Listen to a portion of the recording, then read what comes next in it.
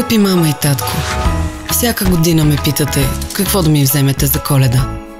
Веднага ви казвам, вземете ми пуловер с 3 размера по-голям, защото според вас ще го израсна. Или блуза в вашите любими цветове. Или като онзи път, изненадайте ме с шапка с пухче, каквато не съм носила от дете. Ще ви кажа една тайна. Не се връщам за подаръка, а за да ви видя. И знам, че каквото и да ми вземете, ще бъде перфектно.